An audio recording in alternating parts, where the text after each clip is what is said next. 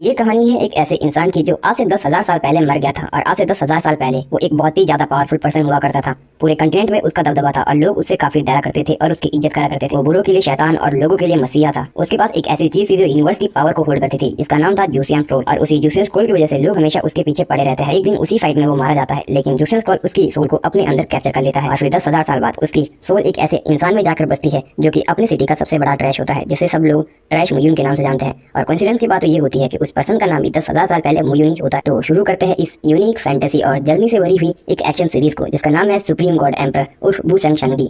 यह है एक चाइनीज डोंगुआ। चलिए शुरू करते हैं। एपिसोड की शुरुआत में हमें एक सिटी दिखाई जाती है जहाँ पर लोग एक दूसरे के साथ बात कर रहे होते हैं और दौड़ रहे होते हैं। तभी हमें उस सिटी के अंदर एक शानदार स्कूल दिखाया जाता है।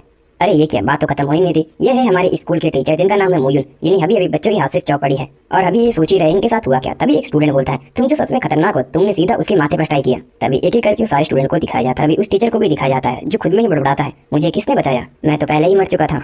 तभी उस पर्सन का पास्ट दिखाया जाता है जहाँ पर वो बचपन में एक जगह कल्टीवेशन पे बैठा होता है, लेकिन वो कल्टीवेशन नहीं कर पाता। तभी उसके पास एक पर्सन आता है और कहता है, अब क्योंकि तुम्हारी कल्टीवेशन काम नहीं कर रही तो अब तुम्हें हम हेरिटेज ब्रांच में भेजेंगे बेयून सिटी में और तुम वहीं पर रहोगे। फिर हमें उसे बेयून सिटी में दिखाया जाता है जहाँ पर उसे कुछ बच्चे बुली करते हैं और उसे ट्रैश कहने लगते हैं। तभी वो उनसे लड़ने की भी कोशिश करता है, लेकिन वो बच्चे उसे बहुत ज्यादा मारते हैं। तभी वो अपने उस पास्ट से बाहर निकलता है। तभी एक दूसरा पास्ट दिखाया जाता है। तभी पास्ट में वो इंसान आंखें खोलता है। तभी नरेटर कहता है, 10,000 साल पहले यहाँ पर मुयुन किंग राज किया करते थे, जिनके पास जूसियन स्क्रोल था। वो दुनिया में सबसे शक्तिशाली थे, कोई भी उनके आगे का डिसोबे नहीं करता था। वो मौत और जीवन से परे थे। तभी हमें ओल्ड किंग मुयुन को दिखाया जाता है। तभी नरेटर आगे कहता है, लेकिन फिर भी कुछ बुरे लोग थे जो चाहते थे कि उनके पास भी जूसियन स्क्रोल की पावर हो, लेकिन मुयुन जूसियन स्क्रोल को बुरे लोगों के हाथों में नहीं पड़ने दे सकता था। इसीलिए उसने खुद को खत्म कर दिया और बुरे लोगों के साथ खुद में मर गया। लेकिन मरने से पहले उसकी रिमेनिंग सोल जूसियन स्क्रोल में बच जाती है और वो उठने का इंतजार करती है। तभी प्रेजेंट का सीन दिखाया जाता है जहाँ पर वो पर्सन अपनी आंखें खोलता है।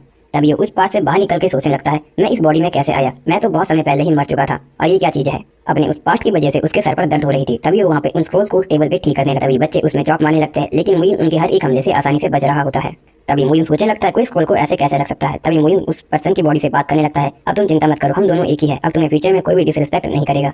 तभी मुयुन के डिसाइपल को दिखाया जाता है। तभी मुयुन का डिसाइपल मुयुन से कहता है, तुम किससे बात कर रहे हो, लगता है तुम पागल हो चुके हो। तभी मुयुन उन सभी को गुस्से से चुप रहने को कहता है। तभी मुयुन उनसे सवाल पूछता है, लेकिन कोई भी मुयुन का उसका जवाब नहीं देता। तभी मुयुन बोलता है, क्या तुम तियांजू को जानते हो और क्या तुम लोग अभी भी 3000 वर्ड के बारे में केयर करते हो। तभी स्टूडेंट जिसका नाम मोयांग होता है वो कहता है, क्वांग तियांजू आज से 10,000 साल पहले एग्जिस्ट किया करते थे। तभी मुयुन भी सोचने लगता है, क्या 10,000 साल बीत चुके हैं। तभी वो पर्सन कहता है, लेकिन मुझे नहीं लगता कि वो एग्जिस्ट करते थे, या शायद करते होंगे।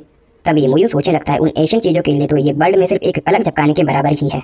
तभी मुयुन के डिसेबल मुयुन पर चौक मारने लगते हैं, लेकिन मुयुन पे चौक नहीं लगती। तभी मुयुन उस बॉडी की स्ट्रेंथ को चेक करने लगता है जो कि काफी ज्यादा वीक होती है। तभी मुयुन सोचने लगता है, ये लड़का इतना ज्यादा कमजोर है, कोई डाउट नहीं है इसमें कि इसके स्टूडेंट इसकी कोई भी केयर नहीं करते थे।